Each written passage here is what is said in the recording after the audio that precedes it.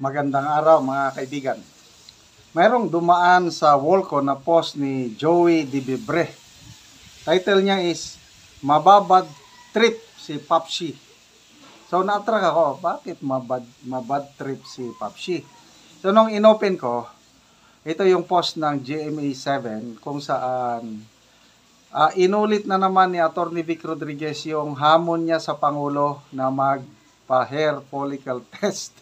So, grabing kakulitan nitong Atty. Vic Rodriguez para last year pa ito.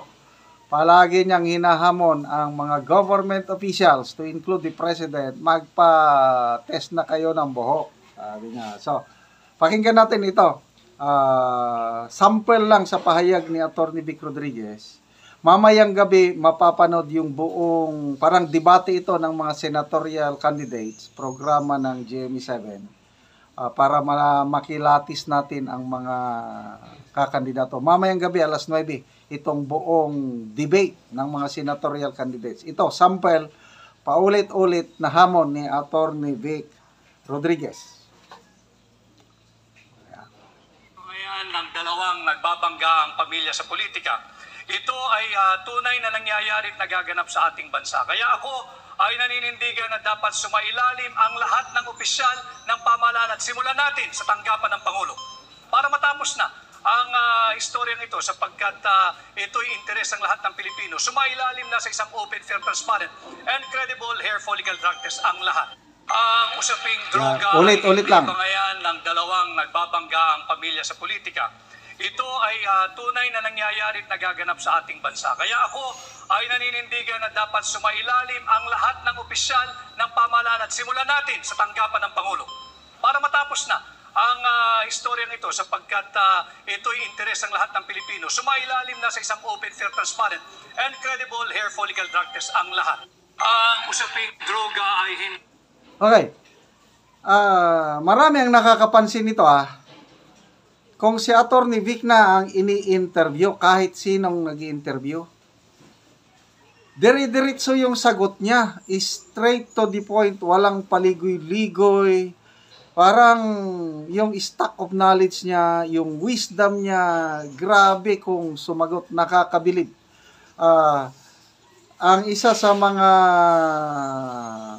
astig na mag-interview, yung pag hindi ka marunong, maano ka talaga, malitagan, mahuhuli ka, si Karen Davila.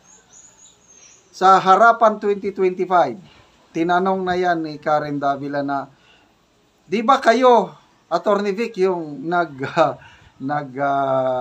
pakita noon yung drug test result ng candidate BBM na sinasabi niyong positive?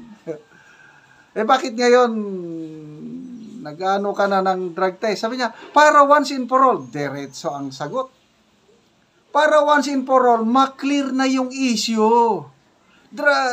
Test na kaagad para pag nag-negative, di wala na. Settled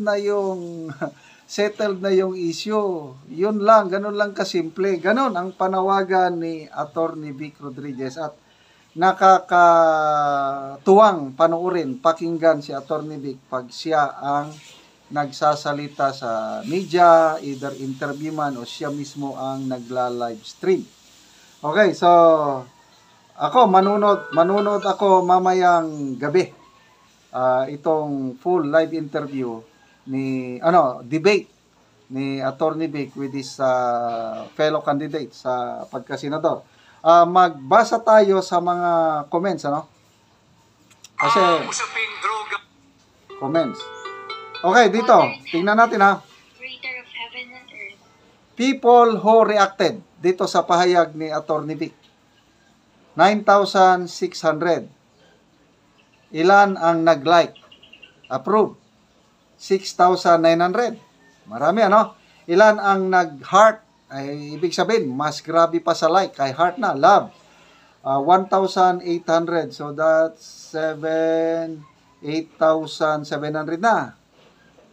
So ang daming bumibilib kay Atty. Vic, and then may tumatawa rin 738.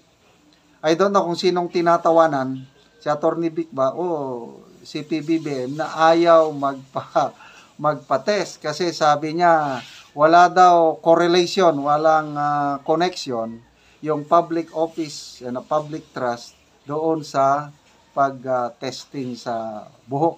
Okay? So, makikita nyo yung reaksyon ng tao. And then, ito, yung mga reaksyon. John G. Abiliana. Sabi niya, tignan ninyo kung ilan ang reaksyon ng tumawa at nag-heart and like. Yun, sinabi ko na. Talagang solid Duterte pa rin ang taong bayan. So, halos ang nag-like, ang nag-heart at nag-tumawa, tinatawanan ng Pangulo, halos 98%. Bibihira yung nag-comment na pumapabor kay Pangulong Marcos. Elmer Panoncio. Tama yan para malaman sino ang adik at protector ng, alam nyo na, Reynaldo Javier Mercado. Dapat lang talaga na magpa-test ang lahat na kumakandidato kasi ito, ang karaniwang mamamayan kapag nag-a-apply ng trabaho, kailangan pa ng drug test, school diploma, police, NBI clearance. Dapat ganon din ang mga politiko. Diba? Mas grabe pa nga sila na mag-require. So, bakit hindi pangunahan? Ano ang leadership principle? Led by example. Napakadaling sumunod ang mga tao pag ang leader nila ginagawa niya yung dapat na gawin. So, why not lead by example? Si Attorney Vic, nagpa-drug test na siya eh. Last year pa niya, pinapakita niya yung drug test niya. So, Congressman Paulo Duterte, nagpa-drug test na. Si Congresswoman Migs Nograles. Yan na, may mga, bakit ayaw ng mga government official na magpa-testing? Charlie Borling, sabi niya, pero bakit ayaw ni BBM? Masyado ng halata. Junjun, sabi niya, ayaw ni BBM, positive ang result sa kanya eh. Kung talagang hindi siya gumagamit, magpa-drug test ka. Umpisahan sa iyo at dapat naka-publicity pati ang result.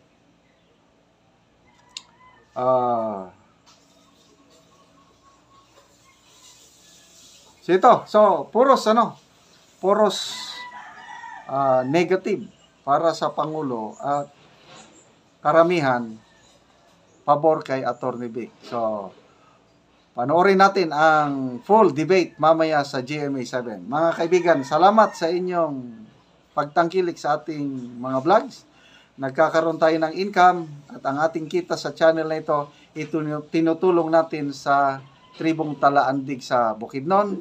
Namimigay tayo ng libreng yero at pako at nakakapagpatayo sila ng bagong bahay or nare-repair nila ang kanilang sira-sirang bahay. Panoorin nyo ang video na ito. So, mayong adlaw. So, mo ni ang balay ni Jmar Kapitan. So, mo niyang asawa. Tanaw na to ang kano. So, mo ni sila ang gipanghatagan sa mga bagong sin. Sila ang pantabangan din eh. So, mo ni ang ilang kaimtang din sa sulod. So, mo ni ang mga atop nila. Mga buslot-buslot na gyud. Gipang tapak-tapakan na lang parang dili gyud mo tulo ang tubig. So asa man ang mga bag-o nga sin nataod na? So mao na din ang mga sin nga nataod nga mga bag-o. So diri sa sulod. Okay.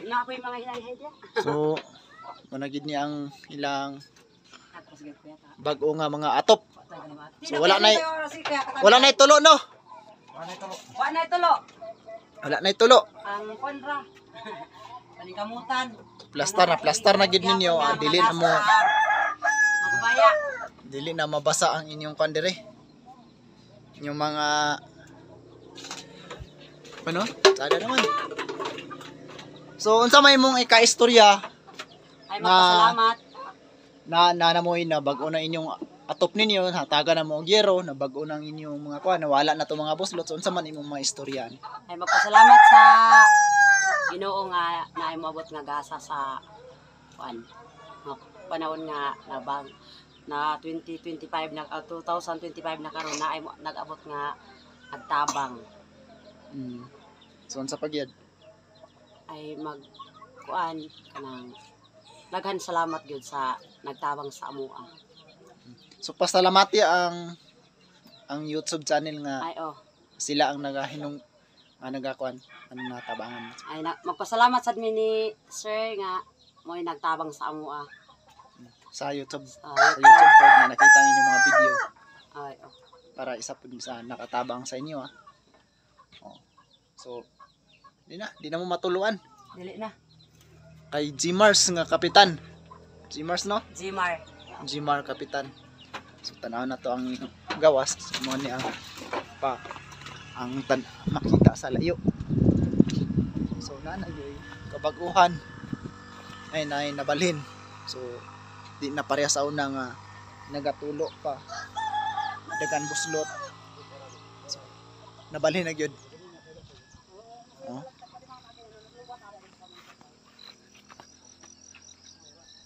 Naghanang nabago. Ay nagato pag kitchen dinari ka di. Hakan. Ako swati.